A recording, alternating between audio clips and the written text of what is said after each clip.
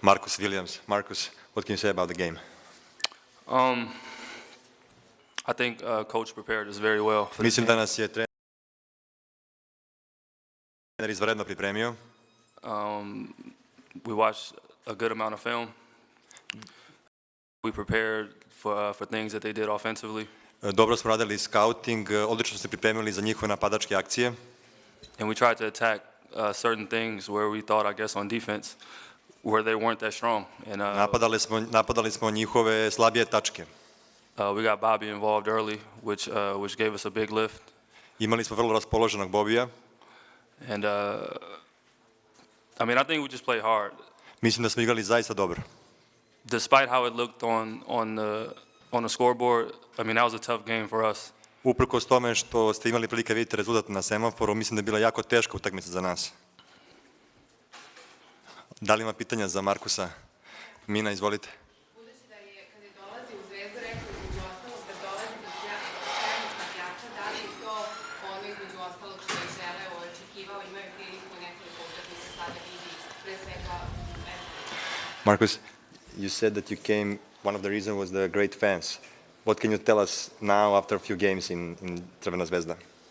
They've been a real big support, obviously. It's kind of like having another player on the floor for us. I mean, Imamo zaista sjajnu podršku, kao da nemamo protivnika na terenu, kao da smo sami. It's difficult to play in this atmosphere from my experience last year. Bilo je teško igrati u takvoj atmosferi prošle godine kada sam igrao protiv Zvezde. So I mean, just having that many people here is amazing for us. Imati ovakvu podršku je zaista nešto fantastično za nas. Da li ima još pitanja za Markusa? Nebojša, izvoli.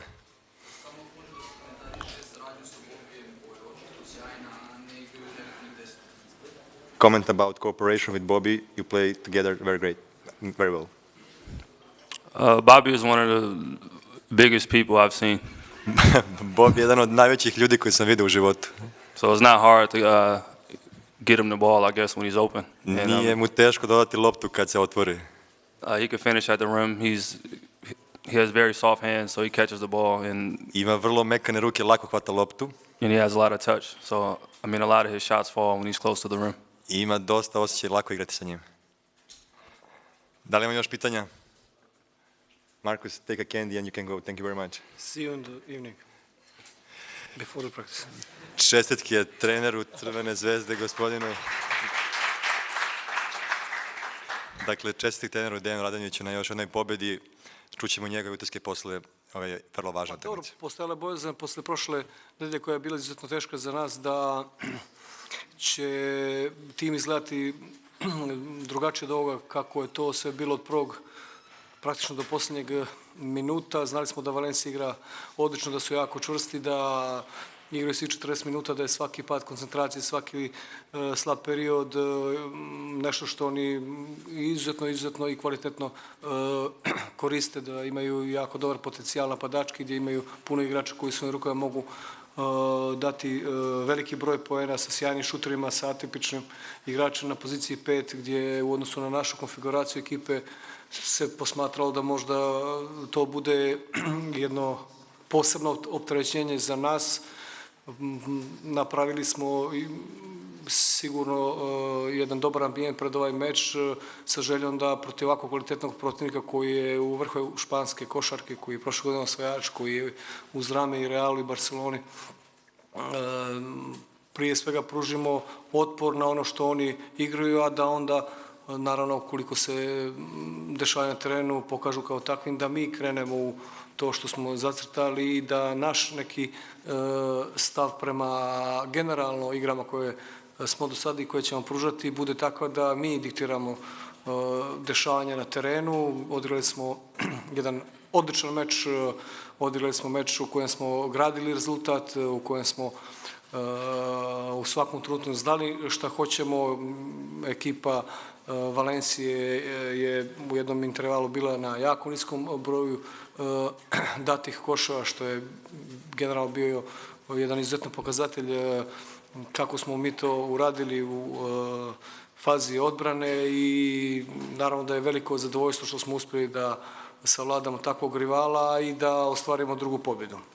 čestitke igračima, hvala navijačima što su došli, međutim, treba već u nedelju ponovo da budu uz nas, treba da bude pun pionir, treba da budu spremni da nas podrže, da nam pomognu da u ovom trenutku protiv ekipe koja je uz nas najbolja u ligi, u derbiju kola, odigramo opet dovoljno kvalitetno da bi mogli da savladamo ekipu podgoričke budućnosti. Naravno sad onako neka impresija posle utakmice, osim zadovoljstva i analize kvaliteta igre, jeste podsjećanje na taj put koji smo imali u Litvani i onako neki, da kažem, loš osjećaj zbog činjenice da nije to bilo tako, vjerojatno bi sad pričali o trećoj pobjedi u Evroligi, ali očigledno da ćemo nositi to do kraja ovog dijela Evrolige i da ćemo jednostavno to što smo tako odigrali znati i zbog čega se objektivno i realno desilo, ne zato što je Zvezda slaba, što slabo igra, već jednostavno što su bile okolnosti takve kakve jesu i bilo jako teško. To sam ja najbolje osjećao jer sam znao kako smo tamo došli, kako su igrači izgledali u toku svega toga i kakva je ta priprema za taj meč bila. Naravno da nećemo previše se doticati toga, idemo dalje, pokazali smo već raz o čemu se u stvari radi i na nama je da i u nastavku budemo upravo takvi, da nas niti pobjeda protiv Galatasaraya neće odvesti ne znam koliko visoko, a ne može da nas spusti ni poraz protiv Neptunasa. Tako je i večeras. Dobili smo Valenciju, velika pobjeda za nas, ali to samo po sebi ne znači da smo napravili ne znam kakav posao. Posao se pravi tek za nekoliko mjeseci i ja molim sve da prihvate jedno takvo stanovište, da taj pritisak koji pritiska u oktobru, novembru, decembru i januaru neka bude sav na mene, samo da igrači budu mirni jer moraju da budu spremni da kad bude to još važnije nego što je to danas urade najbolji mogući posao. I ono što se naravno očekuje od nas. Hvala. Hvala lepo, na redu su vaše pitanja, izvolite Pavle, izvoli. Koliko tim još može da igra bolje posle ovako ubedljive pobjede i koliko razloga za optimizam vam donosi to što su ove pobjede u Euroligi ostane na tako dobar ubedljiv način? Mislim, večera ste razbili Valenciju prosto. Pa dobro, mislim da je zadovoljstvo sigurno prisutno zbog načina, ne samo pobjede, već i zbog načina na koji smo to ostvarili, igre koju smo pružili i generalno kako smo u ovom meču svi 40 minuta izgledali, ali opet ponavljam, znači nešto što sam rekao nema ni 10-15 sekunde. Ne treba ulaziti u fazu opterećivanja nečega što je prirodna i normalna stvar. Treba da se čekamo to, da vidimo kako će to izgleda, da ne stavimo omču za vrat u ovom mjesecu koji objektivno je nebitan. Tako da trudimo se da igramo dobro, ovo je bilo odlično, prošli meč protiv Neptunasa nije bio dobar, razlozi su ovakvi i onakvi, možemo da ih analiziramo, idemo, čeka nas Olimpijakos, prije toga naravno kao prioritet budućnost, da vidimo kako ćemo izgledati budućnosti, biće oscilacija, biće loših igara.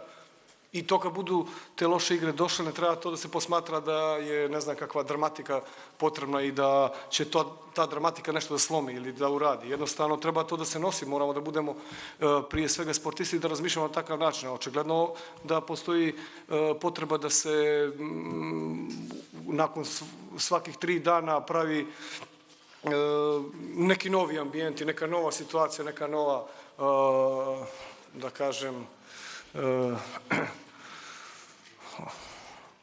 neka nova potreba da se stvari možda dešavaju na loš način. Kako? Izvolite. Hvala, jako ste ljubazni. Velika podrška i pomoć, stvarno. Nenad Kostić, Arena Sport. Ja nisam siguran baš da je analiza to adekvatna riječ. Jeste. Razumijemo se odlično, hvala Bogu.